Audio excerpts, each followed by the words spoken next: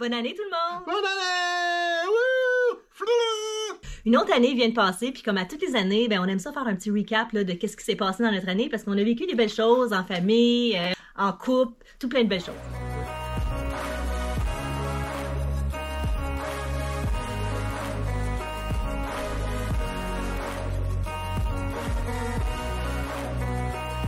Bonne année! Un petit champagne? Oui! Pourquoi pas? On a bien dit un petit champagne. Petit champagne. Oh, C'était facile. c'est même pas un pop.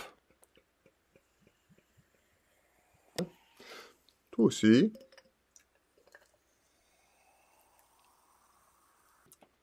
Bonne année. Peut-être que vous ne savez pas, mais cette année, on a eu la chance de faire quelques écoles pour parler de nos aventures là, de voyage en lien avec notre chaîne YouTube. Puis, il y avait plein de questions par rapport à ça. Donc, on a mis ces questions-là dans un pot, puis on va y répondre en lien avec notre année. On y va! Quelle aventure plein air avez-vous préférée cette année et pourquoi? L'aventure plein air, je pense que c'est vraiment l'Alta Via 1, même malgré le fait que c'était super difficile, c'est ce que j'ai préféré parce que c'était la première fois qu'on couchait vraiment dans un endroit où est-ce que, tu sais, c'est pas au Canada, puis on savait pas trop dans quoi s'embarquer, là. Donc ça, c'est mon coup de cœur pour cette année, là. Moi, j'aime toujours notre voyage de canot camping dans le parc Algonquin, puis encore cette année, ça ne m'a pas déçu. Donc, c'est bien difficile de détrôner celui-là, mais Alta Via 1 aussi, c'était très bien, les deux. Destination 2024, notre liste. OK. Au mois de janvier, on est allé à Porto Rico pour le jour de l'an. On est allé au Maroc au mois de mars. On a fait Casablanca, Marrakech, Essaouira, et puis le désert d'Agafé. Oui.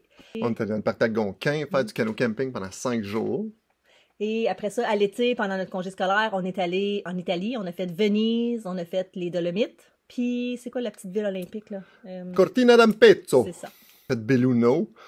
Ensuite de ça, on a traversé jusqu'en Espagne. On a fait Bilbao en Espagne. On a fait la vallée de Rioja.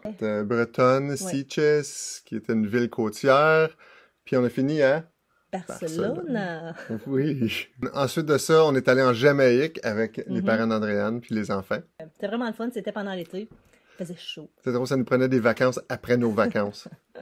Puis on a fait un voyage sur la côte nord à la fin de l'été. Ça, c'était super beau.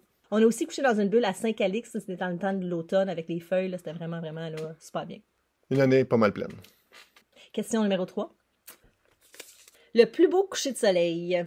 Vas-y avec côté plein air, puis moi, je vais y aller côté international. Ah, moi, définitivement, c'est le parc Algonquin. Je fais exprès pour choisir des sites qui font face à l'ouest pour qu'on puisse avoir un coucher de soleil le soir. Puis cette année, ça n'a pas déçu. Moi, je pense particulièrement à celui avec les grenouilles. Je n'étais pas censé camper là, mais waouh! Moi, c'est dans le désert d'Agafé au Maroc. On a couché dans une bulle, puis ça, c'était vraiment, là, vraiment spécial. Waouh! La destination qui nous a surpris le plus, je pense qu'on a la même, là. Fait que 3, 2, 1, Maroc!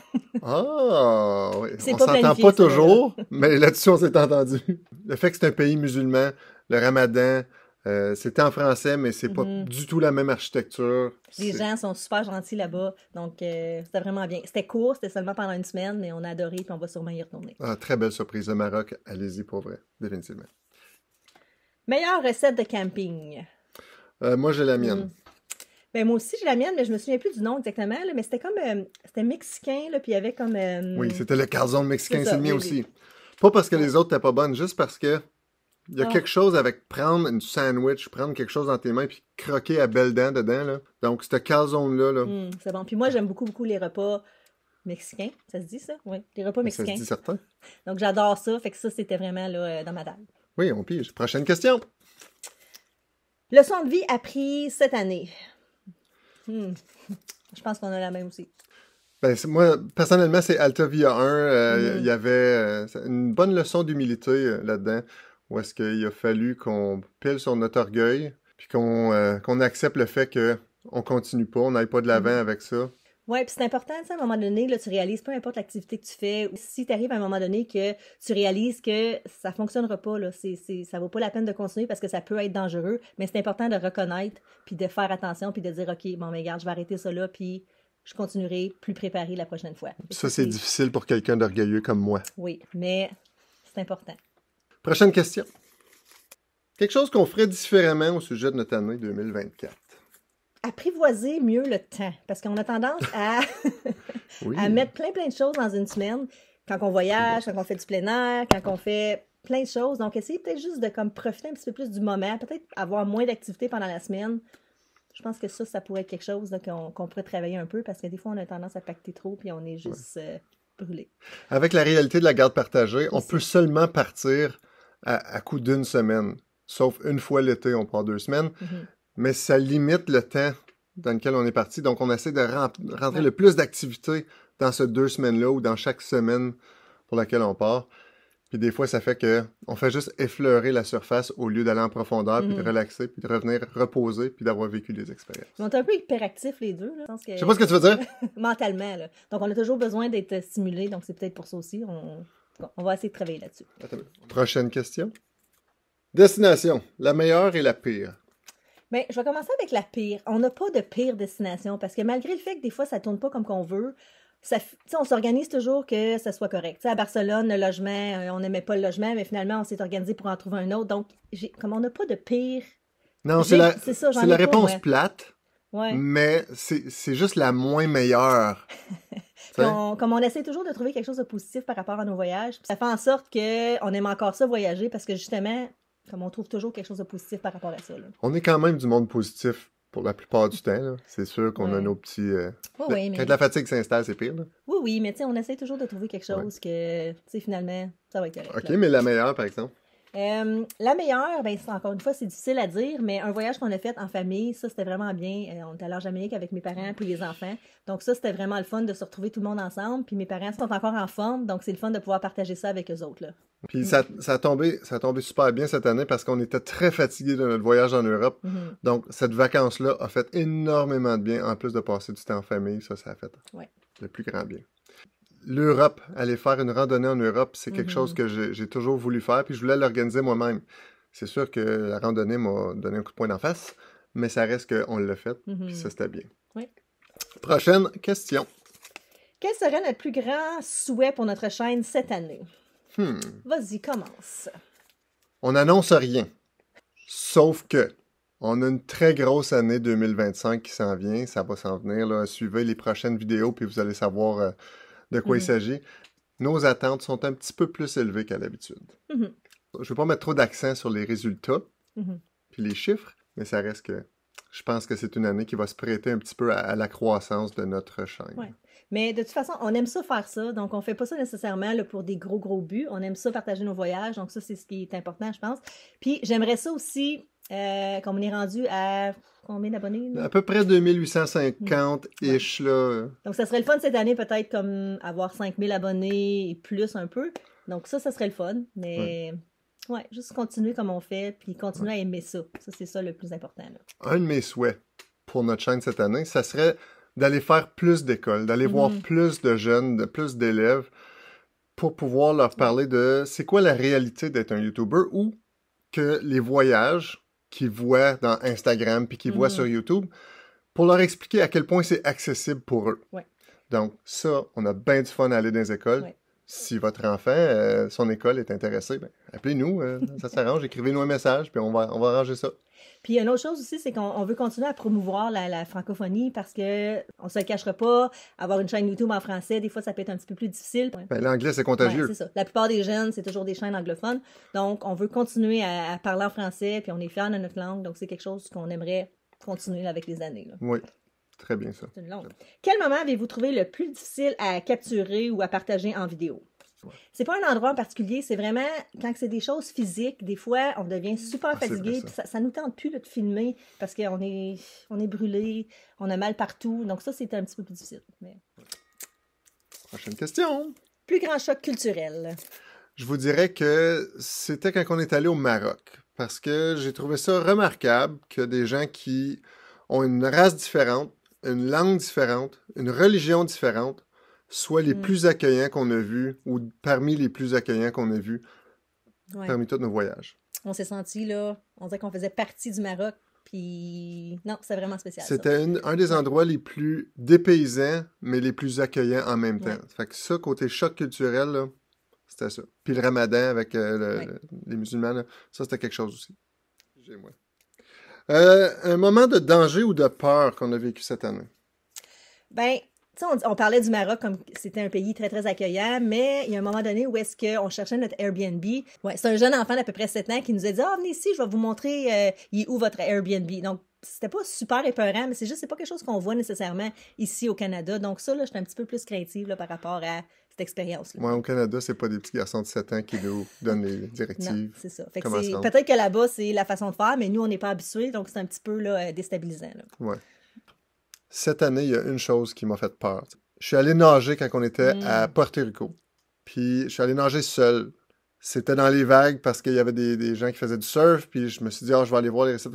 C'était de la très grosse vague. J'ai vraiment eu peur à la noyade. Puis, il y avait un rip current. Donc, c'est un courant. Je ne sais pas comment ça s'appelle en français, mais c'est un courant qui... Tu vas pas là. Non, tu vas pas là parce que le courant, comme quand la vague déferle, elle te retire vers le large. Mais l'affaire qu'il y a, c'est que j'étais pas capable de prendre le dessus puis de me rendre à la plage. Puis j'étais seul. Donc là, j'ai vraiment eu peur. J'ai perdu mes lunettes. J'étais pas heureux, là. Puis je suis venu à bout en relaxant puis en nageant sur mon dos, de me rendre tranquillement, là, puis de prendre avantage de quelques vagues qui étaient plus douces. Mais j'ai appris. J'ai vraiment appris cette journée-là que... Ouais. Faut faire moi, attention. pendant ce temps-là, je me faisais bronzer, puis j'avais aucune idée vraiment de ce qui se passait là, avec Dan. Ouais, tu filmais, tu jasais avec la caméra. J'ai confiance en lui. Fait. Je t'aime, maman. Suggestion de voyage hors des sentiers battus. Il y a beaucoup de monde qui nous pose cette question-là, voir si on est déstabilisé par ça, voir si ça nous rend mal à l'aise de voyager. Pas nécessairement soit avec une compagnie, soit avec un guide. Au début, oui. Plus qu'on en fait, plus on est confortable avec organiser les choses nous-mêmes, puis on réalise que... Tout voyage peut devenir un voyage hors des sentiers battus, parce que du moment que tu n'es pas dans un tour organisé ou dans un resort... Oui, pensez aux destinations soleil comme Cuba, République, Mexique. Il y a moyen de faire un voyage dans ces pays-là sans aller dans un tout compris. Ça vous donne une expérience qui est hors des sentiers battus ou qui est pas mal plus authentique. Oui, puis les deux, c'est super beau, c'est juste très différent là, de... Oui, il n'y en a pas un qui est mieux que l'autre. Ouais. Exactement. Donc, qui est moins cher, par exemple. De quoi êtes-vous plus fier au sujet de votre chaîne cette année? Moi, je trouve qu'on est rendu presque à 2850-ish environ abonnés. Ouais. Ça, c'est quand même une réussite. Ils disent qu'il y a juste 10% des gens sur YouTube qui se rendent à 1000 abonnés. Donc, puis en français, c'est encore plus un exploit, tant qu'à moi. Au départ, on voulait se rendre à la monétisation, puis là, on a atteint ce plateau-là, si on veut. Là. Donc ça, on est pas mal fiers. C'est sûr que ça paye pas des millions, qu'on peut pas lâcher notre job. J'ai pas d'amis ou de connaissances qui ont une chaîne YouTube qui peuvent nous expliquer tout ça. Fait que c'est assez compliqué quand même, ce processus-là, puis on est pas mal fiers là, d'avoir franchi ça. Oui, puis c'est un monde dans lequel tu travailles un peu seul, parce que les autres personnes qui sont en train de vivre ça, c'est des amis ou c'est des collègues virtuels.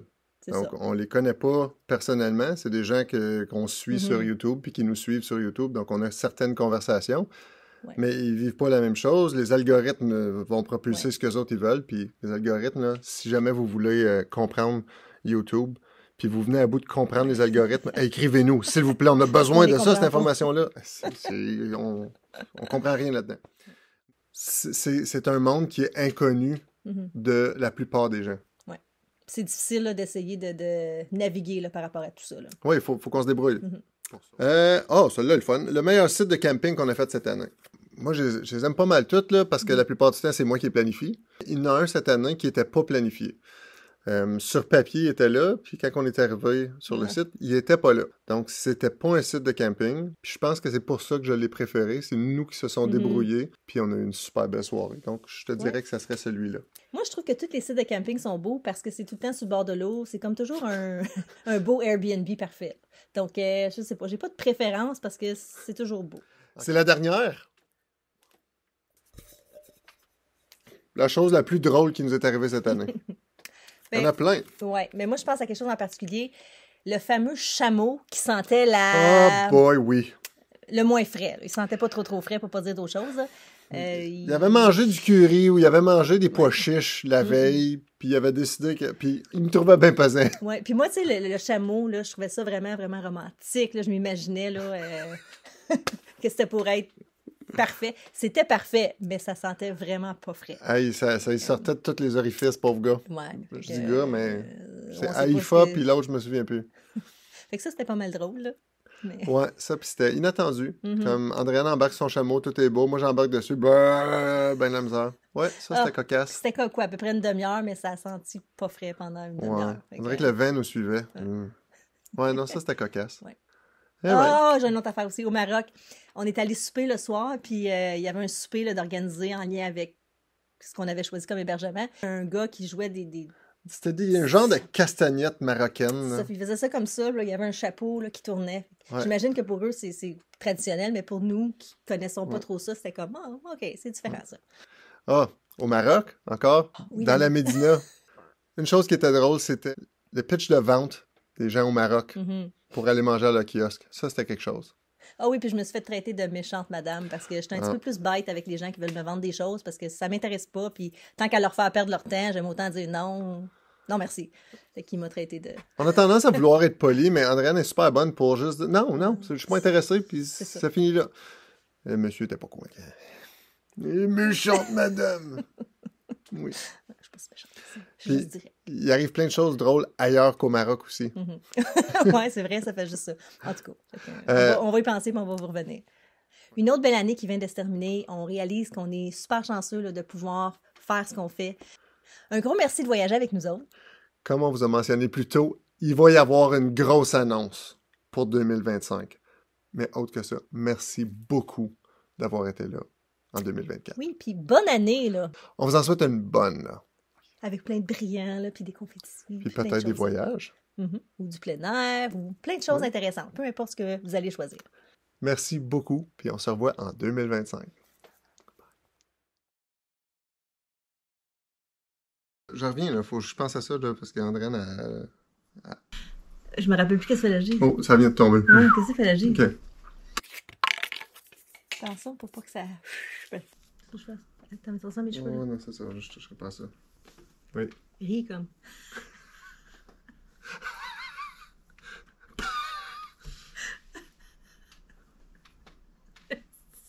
J'ai le doigt dans le... Puis juste comme... Ouais, ça, je savais, c'était pour arriver. Elle a laissé son verre par terre, c'est enfermé dedans. Mais tu venais t'asseoir sur mon Ah, oncle? là, je vais aller là. Laisse passer. Ok, juste comme... Oh. Un gros merci de voyager avec nous autres. Qu'est-ce que ça fait? Concentre-toi, là. Mais oui, oui, moi, concentre-toi. Ok, attends. Concentre-toi, là. Je suis plus capable. Attends, j'ai Ouais. comme le rire. Elle a Ok, le ok, rire. ok. Elle a le rire. Un gros merci de voyager avec nous autres. Tu vois ça? Tout ça, c'était tout pour ça. C'était comme... Tout ça, c'était Vas-tu comme... dire autre chose? Un gros morceau de voyager, nous autres. Est-ce que tu vas taper? Attends une minute. Est-ce que tu tapes? Ouais. C'est un petit tape. Ok. Oui. Je regarde jamais là. OK, 1, 2, 3. Hey, elle regarde jamais vous autres. Mais là, elle vient de piger une autre question. Un gros merci d'avoir été là avec nous autres. Ça nous fait... Non, attends une minute. Merci de... Oui.